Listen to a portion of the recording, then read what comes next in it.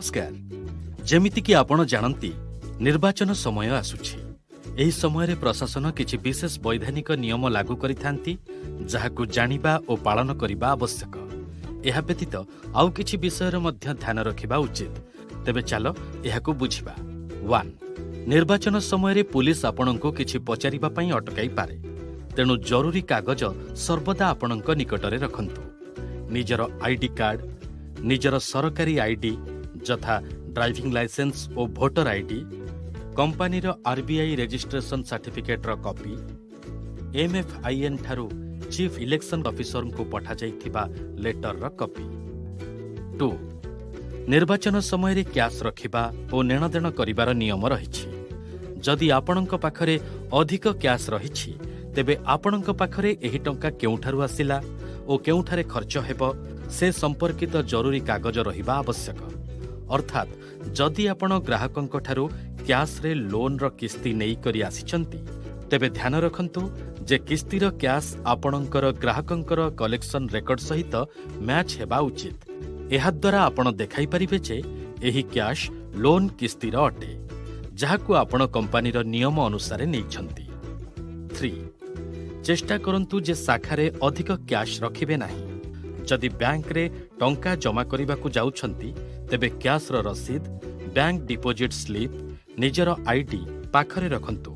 जदि कैश उठाइछंती तेबे चेक रो फोटोकॉपी निज पाखरे रखिबाकु भूलंतु नाही। एहा प्रमाणित करिथाय जे कैश कंपनी रो अटे। 4.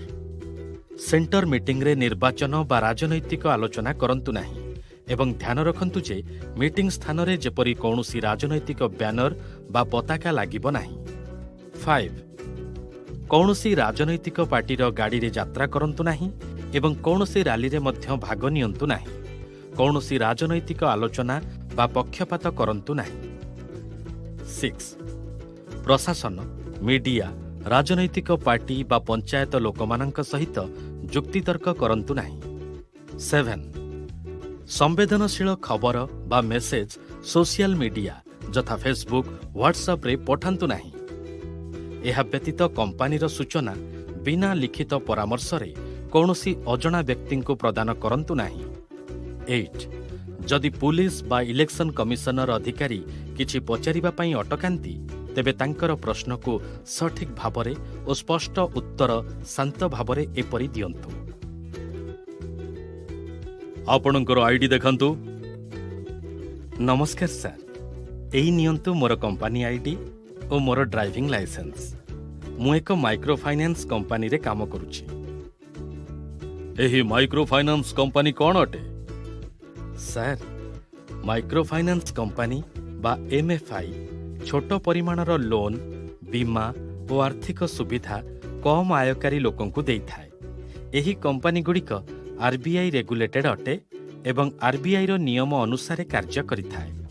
एही फोल्डर रे आपण कंपनीर कागज देखि परिबे। आरबीआई रो कंपनीर रजिस्ट्रेशन सर्टिफिकेट रो कॉपी, कैश रो रसीद बा पेपर, एमएफआईएन रो चीफ इलेक्शन ऑफिसर को पठा जाइथिबा लेटर रो कॉपी। सर, एमएफआईएन आरबीआई रो मान्यता प्राप्त एसआरओ अटे। एमएफआईएन रो सरकारी ऑफिसर जथा डीएम, एसडीएम को पठा जाइथिबा लेटर रो कॉपी। मोर बाइक रो कागज मध्य एथिरे अछि। कोन डिपोजिट मध्य नै था? सर, आरबीआई रो नियम रहिछि जे एनबीएफसी एमएफआई डिपोजिट नै न थाए। कोन समस्तंकु लोन देई थाओ? केते सुध लागि थाए?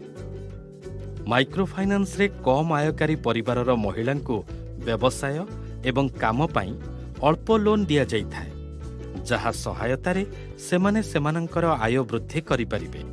एही लोन बिना कौनसी बंधक रे महिला मानंकर ग्रुप करी दिया जाई थाए। लोन और सुध आरबीआई रो नियम अनुसार निर्धारित होई थाए। प्रधानमंत्री मुद्रा लोन मध्य माइक्रो फाइनेंस माध्यम रे ही दिया जाई थाए। अच्छा, बैग रे कोन अछि टिके देखाओ। सर, एथिरे मोर दुई प्रकार कैश रहिछि। गोटी हेउछि एही कलेक्शन रेकर्ड अनुसार मु एबे ग्राहक मानंक ठारू नै आसुछि। अन्य कैशटी ब्रांच रु नैछि जाहाको बैंक रे जमा करा जिवो। ଏହାର ରସିଦ ଓ ବ୍ୟାଙ୍କ ଡିପୋଜିଟ୍ ସ୍ଲିପ୍ ଏଇ ଦେଖନ୍ତୁ। ଏତେ କ୍ୟାଶ୍? ସାର୍, 50 ଜଣ ଗ୍ରାହକଙ୍କର ଲୋନ୍ କିସ୍ତିର କଲେକ୍ସନ୍ ରହିଛି, ଯାହାକୁ ଆପଣ କଲେକ୍ସନ୍ କାର୍ଡରେ ମିଳାଇ ପାରିବେ। ତମର କାଗଜପତ୍ର ତ ପୁରା ଠିକ୍ ଅଛି, ଏବେ ଯାଅ। ଆଜ୍ଞା ସାର୍, ନମସ୍କାର। 9 ତେଣୁ ଦେଖିଲେ ଆପଣ, ଯଦି କାଗଜ ଠିକ୍ ରହିଛି ଏବଂ ଆପଣ ନିଜର କାମ ଏବଂ କମ୍ପାନୀ ବିଷୟରେ ସଠିକ୍ ଭାବରେ କୁହନ୍ତି, ତେବେ କୌଣସି ସମସ୍ୟା ନାହିଁ। କିନ୍ତୁ ହଁ, ଯଦି କୌଣସି କାରଣରୁ ଅଧିକାରୀ ସନ୍ତୁଷ୍ଟ ନ ହୁଅନ୍ତି, ତେବେ ତୁରନ୍ତ ଆପଣଙ୍କର ସିନିୟରଙ୍କ ସାହାଯ୍ୟ ନିଅନ୍ତୁ ଏବଂ ଆବଶ୍ୟକତା କ୍ଷେତ୍ରରେ ସିଧା MFINର ପ୍ରତିନିଧିଙ୍କ ସହିତ ମଧ୍ୟ କଥା ହୋଇପାରିବେ।